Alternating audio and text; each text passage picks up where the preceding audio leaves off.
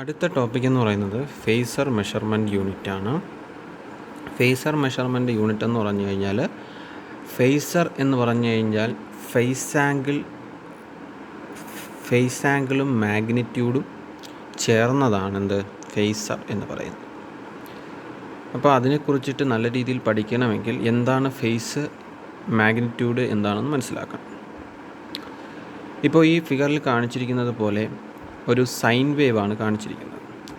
ഈ sine wave എന്ന് പറയുന്നത് 0-യിൽ സ്റ്റാർട്ട് ചെയ്ത് 90 ഡിഗ്രിയിൽ ഹയസ്റ്റ് മാക്സിമം പീക്കിലേക്ക് പോയി 180 ഡിഗ്രിയിൽ 0 ക്രോസ് ചെയ്ത് -270 ഡിഗ്രിയിൽ മൈനസ് പീക്ക് റീച്ച് ചെയ്ത് 360 ഡിഗ്രിയിൽ അത് 0യെ വീണ്ടും ക്രോസ് ചെയ്യുന്നു. അപ്പോൾ ഇതൊരു സാധാരണ സൈൻ വേവ് ആണ്.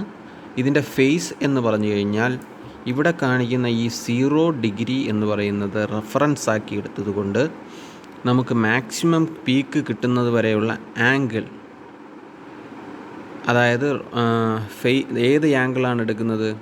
ആംഗുലാർ മെഷർമെൻറ്റ്, അതായത് കാർട്ടീഷ്യൻ രീതിയിലുള്ള ആംഗുലാർ മെഷർമെൻറ്റ് എടുക്കുമ്പോൾ, അപ്പോൾ ഇത് ഡിഗ്രീസിലാണ് ഇവിടെ പറഞ്ഞിരിക്കുന്നത്. അപ്പോൾ ഈ 0 റെഫറൻസും അതിൻ്റെ മാക്സിമം പീക്കും തമ്മിലുള്ള ആംഗുലാർ മെഷർമെൻറ്റ് എന്ന് പറയുന്നത് 45 ഡിഗ്രി ആയിരിക്കണം.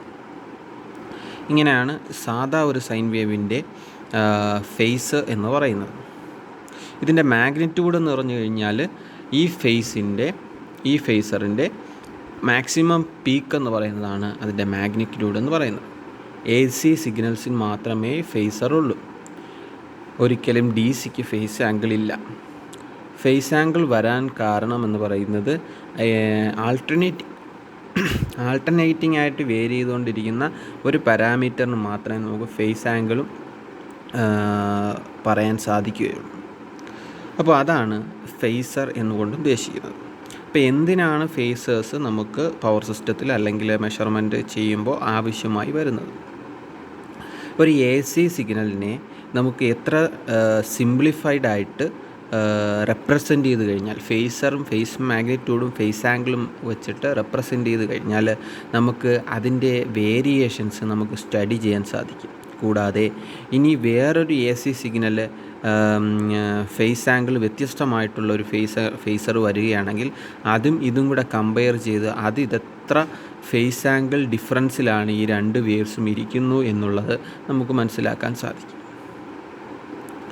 ഇപ്പോൾ നോക്കൂ, രണ്ട് ഫേസറുകൾ തമ്മിലുള്ള ആംഗിൾ നമുക്ക് മെഷർ ചെയ്യാൻ നമുക്ക് ഫേസ് ആംഗിൾ ഈ സംഭവം കൊണ്ട് പറ്റും.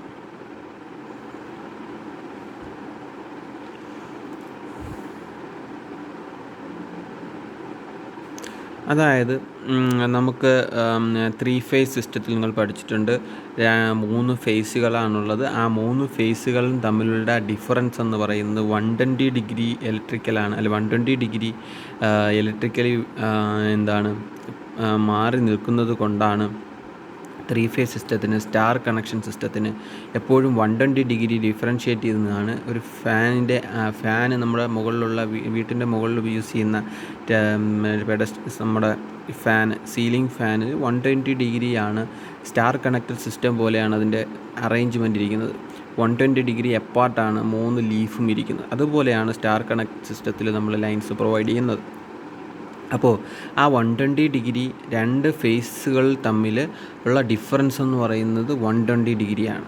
ആ ഒരു ഡിഫറൻസ് നമുക്ക് ഫേസർ കണ്ടുപിടിച്ച് കഴിഞ്ഞാൽ നമുക്ക് കണ്ടുപിടിക്കാൻ പറ്റും.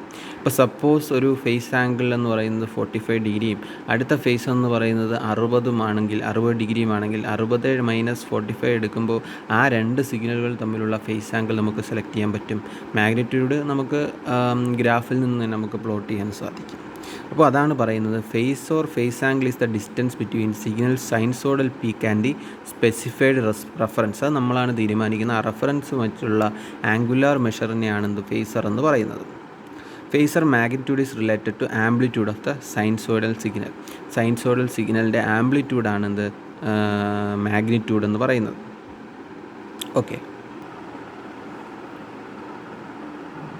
അപ്പോൾ Phasor measurement unit is a device used to estimate the magnitude and phase angle of electrical phasor quantity such as voltage or current in the electric grid using a common time source for synchronization. അപ്പോൾ ഒരു common time source ഉണ്ട്. Common time source എന്ന് പറഞ്ഞു കഴിഞ്ഞാൽ നമുക്ക് ഇത്ര ടൈമിനകത്ത് നമുക്ക് ഒരു ടൈം സോഴ്സ് കൊടുത്തതിന് ശേഷം ആ ഗ്രിഡിനകത്തൊരു ടൈം സോഴ്സ് ഉണ്ട്. അതനുസരിച്ചിട്ട് നമുക്ക് സിങ്ക്രണൈസ് ചെയ്യാൻ പറ്റും.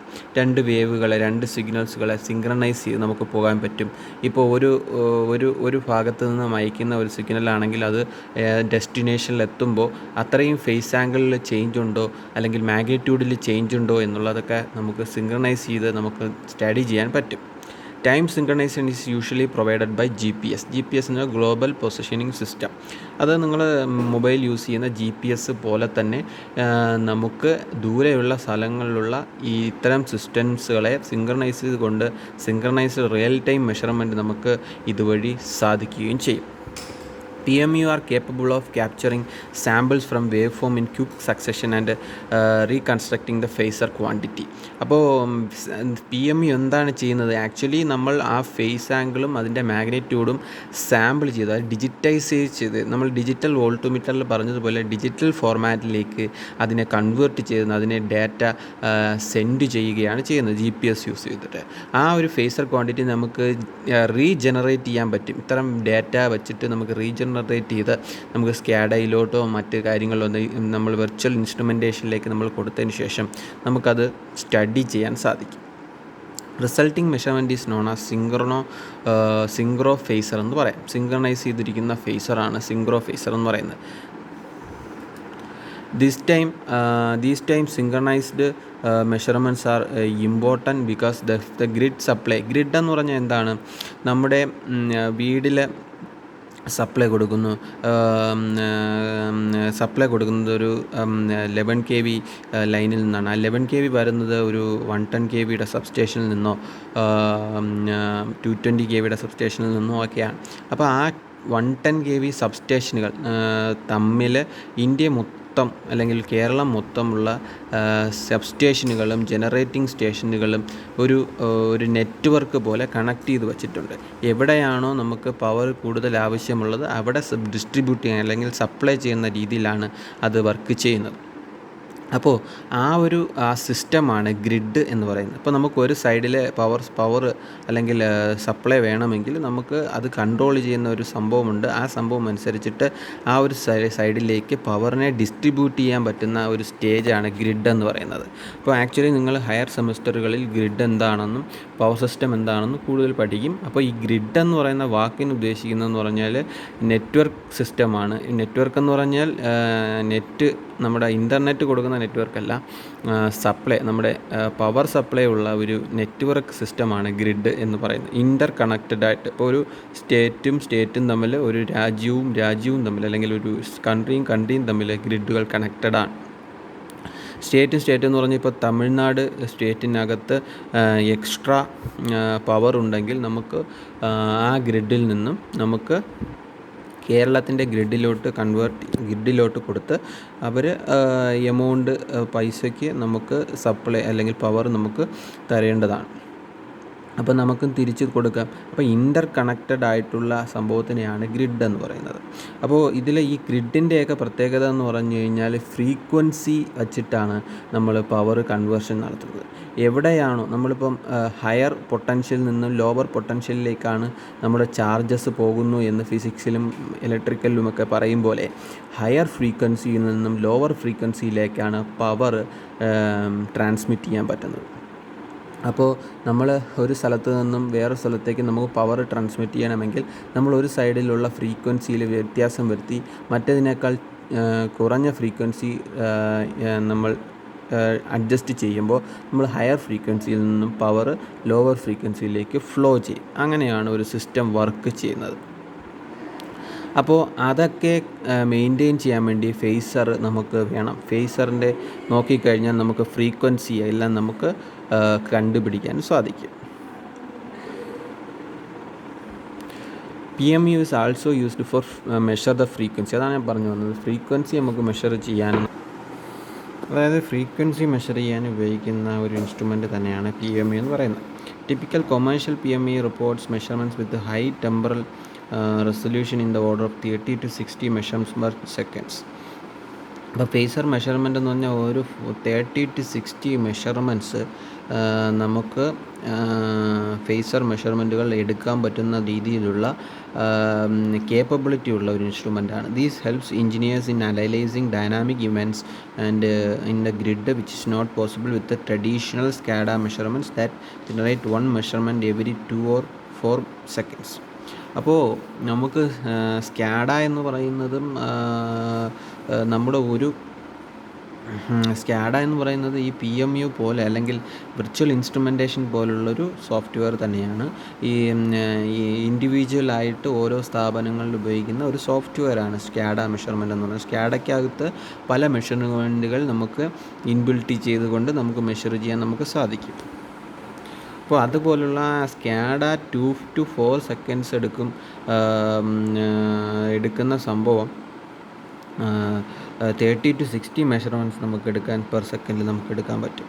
Therefore, PMU equipment utilized with enhanced monitoring and control capabilities and are considered to be one of the most important measuring device in the future of power system. അപ്പോൾ നിങ്ങളിതിൻ്റെ study മാത്രം പഠിച്ചാൽ മതി, ഇതിൻ്റെ വേർഡ്സ് എല്ലാം ഒന്ന് കാണാതെ പഠിച്ചു വച്ചിരുന്നാൽ മതി. അപ്പോൾ അതനുസരിച്ച് നിങ്ങൾ എഴുതി ഫലിപ്പിച്ചാൽ മതി. ഇതൊക്കെ തിയറി ബേസ്ഡ് ആയിട്ടുള്ള ടോപ്പിക്കുകളാണ്. കൂടാതെ നിങ്ങളിത് പഠിക്കുന്നത് എല്ലാ സിസ്റ്റവും പഠിച്ചാൽ മാത്രമേ നിങ്ങൾക്ക് നല്ല രീതിയിൽ മനസ്സിലാക്കാൻ സാധിക്കൂ. പക്ഷേ ഈ ഒരു ടോപ്പിക്ക് നിങ്ങൾ തിയറി വൈസ് പഠിച്ചിരിക്കണം. PMU can be dedicated device or PMU function can be incorporated in to protective relay. Protective relay എന്ന് പറഞ്ഞാൽ പവർ സിസ്റ്റത്തിലുള്ള റിലേ നമ്മൾ വീടുകളിൽ വെച്ചിരിക്കുന്ന MCB, LCB അതുപോലുള്ള ഒരു സംഭവമാണ്. റിലേ എന്ന് പറയുന്നത് നമുക്ക് ഹൈ കറണ്ടോ ഹൈ വോൾട്ടേജോ വന്നു കഴിഞ്ഞാൽ അവിടെ സിസ്റ്റത്തിന് ഡാമേജ് ഉണ്ടാകും എന്നുള്ളൊരു പ്രശ്നം ഉണ്ടാകാതിരിക്കാൻ വേണ്ടിയിട്ട് നമ്മൾ റിലേസ് പ്രൊവൈഡ് ചെയ്യും.